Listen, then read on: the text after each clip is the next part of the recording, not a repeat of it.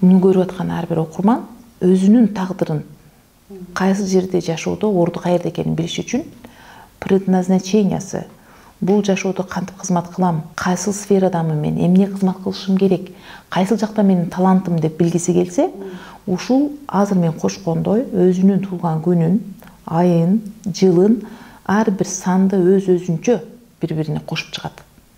Ошондо бир сан чыкса, ошол адамдын миссиясы деп айтылат.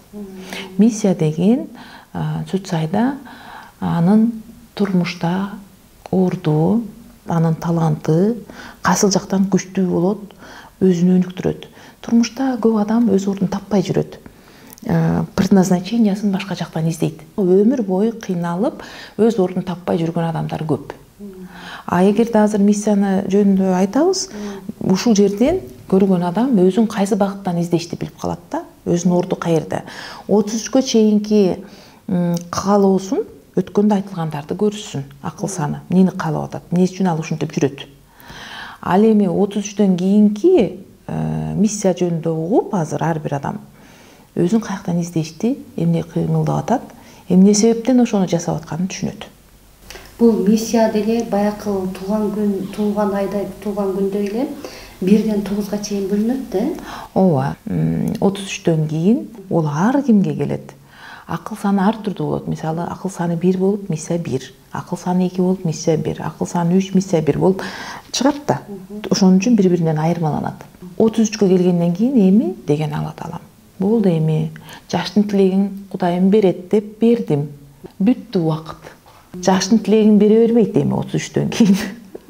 Эми кийинки өсүп келаткан жаштарга кызмат кыласың эми. Кантип? Кайрадан бардыгыбызга башкадан энергия таратылат. Ал төрөлгөндө эле берилет. Ал туулган күндөгү, айдагы, жылдагы сандын баарын кошкондо чыккан энергия болот. Ошол миссия болот.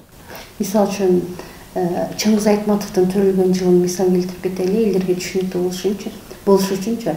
12 декабрь 12 ай болот да. 12-12-1928. Ушунундай чечмелеп берсеңиз. Чыңгыз Айтматовдун туулган күнү акыл саны 12. Бул эмнени каалайт дегенге жооп берет. Эми 12-ге 12-чи ай, туулган айы, жылы 1928. Жалпы 8 сан. 8 сандын ортосуна, ар бир сандын ортосуна кошу белгисин коюп, бири-бирине кошуп чыксак, 2 орундуу сан чыгат. Аны да бири-бирине кошкондо 1 орундуу сан чыгат, акыркы сан. Бул 8 болот. Демек, Чыңгыз Айтматовдун миссиясы 8 деп эсептелет. 8-числого келсек, миссия 8 чыгып калса кимдики? Бул адамдар миссияда жүргөндө кандай жүрөт айтайын. Миссияда жүргөндө булар иш деген адамдар. Эмгекчилдер экен. Эмгекчил, эмгектен эс алат, оюн күлкүнү билбейт, бирөөнү аячты да билбейт, бардыгынан ишти талап кылат. Жумуш кыласың дейт. Бардыгын контролдойт. Ордунда тыкы бүт болсун деп. Түшүнбөйт, сен чарчадыңбы, сен жаның кыйналып турабы, түшүнбөйт. Ушуну жасайсың, болду, кыласың дейт да, өтө салкын болот да. 8 деген лидер да, күчтүү лидер, көрүнбөй туруп башкарат, тынымсыз эмгекке өтөт, иште эс алат. Бул миссия 8-дер биз брачи деп коет. Жумушка күйөөгө чыгып алат да, же болбосо жумушка үйлөнүп алат. Үй бүлөсү ошончо жакшы элекей болот да. Карабаса катын кетет дейт кыргыздачы. Миссия 8, миссия 8 тынымсыз эле акча тап эле дей берсе, ким калат анын жанында? Ошондуктан миссия 8-де жүргөндөр көп адамга консультация бердим, жалгыз бой болуп калышкан. Аябай акчалары көп миссия 8-дердин. Жумушу жакшы жерде иштегендер, бизнестери көп. Бизнести күйөө аял кылып алат да, жубай кылып алат да. Бала чакасы менен деле анчайын мамиле кура албай калышат көпчүлүк учурда. Себеби аларга биринчи орунда иш турат, жумуш турат, кызмат турат. ошол жерде майын чыгарып кылат жумушту. Эс ала албагандыктан ден соолуктарынан кетет. Өздөрүнүн ден соолугунда көп проблема жаралат да. Анткени алар жумушту майын чыгарып кылып атып, адамдын жан дүйнөсүн унутуп калат да. Өзүн эс алуу деген жок. Алар бузулат өтө көп байлыктан. Себеби бул миссияда 100% акча бөлүнгөн да. Миссия 7-де минус 200% акчасы жок болуп атпайбы? Миссия 8-де жүргөндөр аябай иштеп атып акча табат да. Себеби эмгекти ким кылса ошого барат да. Анан акча дагы аны сүйгөн адамга барат да. Миссия 8-дер бүт акчаны жакшы көрүшөт. Бир тыйынын бирөөгө жетиришпейт. Бетин айтып бардык жерден чаап алат. Эч ким ала албайт миссия 8-ден акчаны. Өз рызкысын жедирбеген адам. Мисалы миссия 2 жедирбей басып жүрөт, акчасын алдырып коюп эле ыйлактап жүрөт да. Миссия 8 түшүнбөйт аларды. Эмнеге жедиресиң, эмнеге алдырасың деп бардык жерден миссия 8 акча алам деп көрчү эмне кылар экен. Такыр акчага жабышып калат да миссия 8. Миссия 8 акча тың болгондуктан акчасы көбөйүп, байлыгы көбөйүп, анан ошодон бузулат. Мындайча айтканда, эмнеси күчтүү болсо, ошол жерден айрылат. 8 жумушту күчтүү кылабы, акчаны көп табат, акчадан аңтарылат. Излишестводан, молчулуктан, токчулуктан сынат, бузулат миссия 8. Жалгыз калат ал дагычы. Себеби үйлөрүн бербей талашат, жерлерин бербей талашат.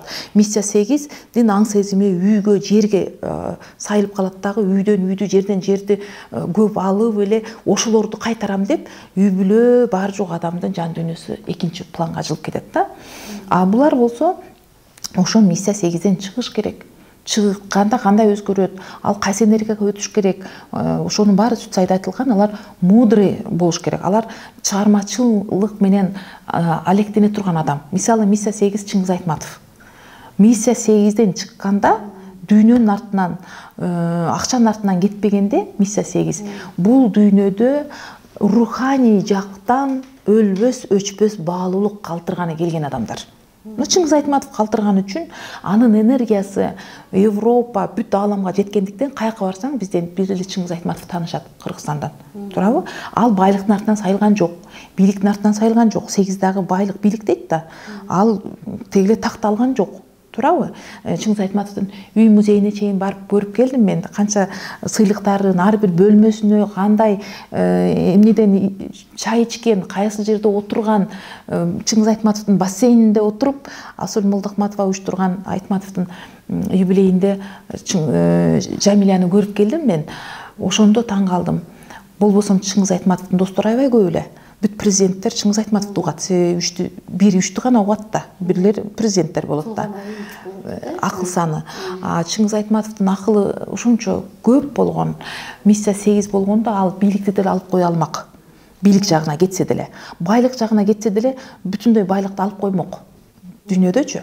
Бирок ал үчтүгү менен, насаатчылыгы менен өзүнүн энергиясын туура башкаргандыктан 8 болуп, тынымсыз отуруп, канча чыгарманы жаратып, артынан эмгек калтырып кетти. Өлбөс өчпөс сөз калтырды, кыргыз элине дагы, кыргыз тилинин байлыгын дагы калтырды.